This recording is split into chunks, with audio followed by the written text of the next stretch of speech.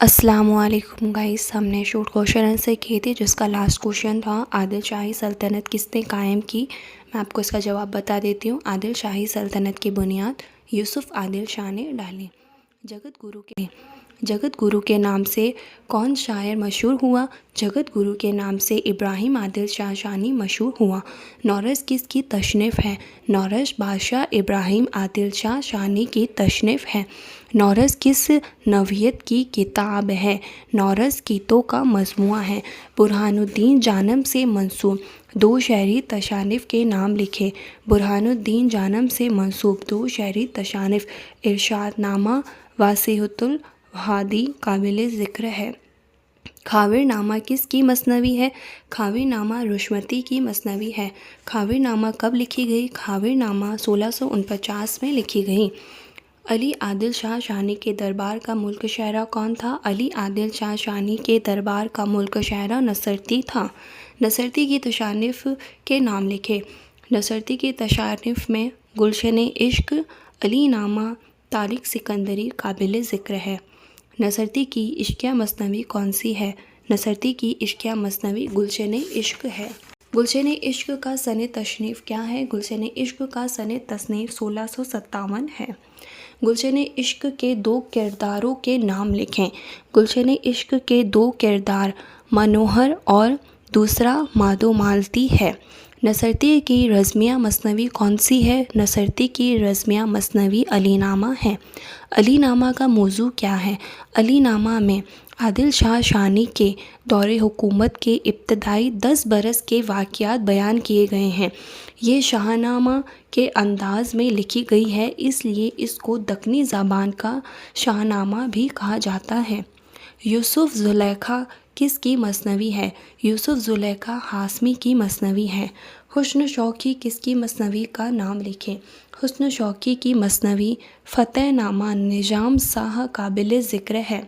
عادل شاہی سلطنت کا خاتمہ کب ہوا؟ عادل شاہی سلطنت کا خاتمہ 1686 میں ہوا۔ قطب شاہی سلطنت کب قائم ہوئی؟ قطب شاہی سلطنت 1512 میں گولکنڈہ میں قائم ہوئی۔ قطب شاہی سلطنت کی بنیاد کس نے رکھی؟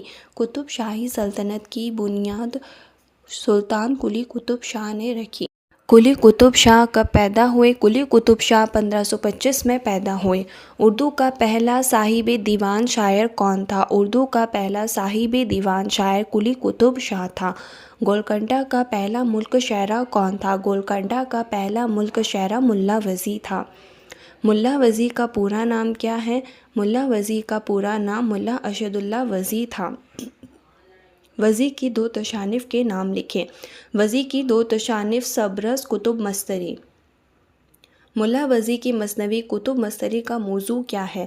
یہ ایک عشقیہ مثنوی ہے۔ اس میں وزی نے محمد قلی قطب شاہ اور مستری کی داستان عشق بیان کی ہے۔ کتب مستری کا سن تصنیف کیا ہے؟ کتب مستری کا سن تصنیف 1609 ہے۔ گواسی کی تصانیف کے نام لکھیں۔ گواسی کی تصانیف سیف الملوک و بدیع الجمال، طوطا نامہ، مینا ستونتی ہے۔ طوطا نامہ مثنوی کہاں لکھی گئی؟ طوطا نامہ مثنوی گولکنڈہ میں لکھی گئی۔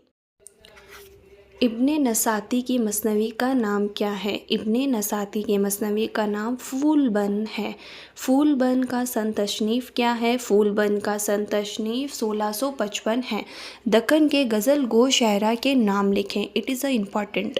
دکن کے غزل گو شاعرہ میں قلی قطب شاہ، گواسی، عبداللہ قطب شاہ کا نام قابل ذکر ہے۔ دکن کے دو کشیدہ نگار شاعرہ کے نام لکھیں۔ دکن کے دو کشیدہ نگار شاعرہ میں گواسی اور شاہد کا نام قابل ذکر ہے۔ دکنی اردو کے دو شاعروں کے نام لکھیں۔ دکنی اردو کے دو شاعروں میں ولی اور ملا وزی کا نام خاص طور سے قابل ذکر ہے۔ اردو شاعری کا بابا آدم کس کو کہا جاتا ہے؟ It is a most important question. Urdu شاعری کا بابا آدم ولی دکنی کو کہا جاتا ہے۔ ولی کب پیدا ہوئے؟ ولی 1650 میں پیدا ہوئے۔ ولی کے کلام کی نمایاں خوبیاں بیان کریں۔ ولی کے کلام کی نمایاں خوبیاں: حسن و عشق، تصوف کے مسائل کا بیان، پیکر تراشی، ثنا بدائی کا استعمال، ہندی الفاظ کا استعمال اور خوش آہنگ Thank you for watching this video. Share, subscribe and like my YouTube channel. Jazakallah khair.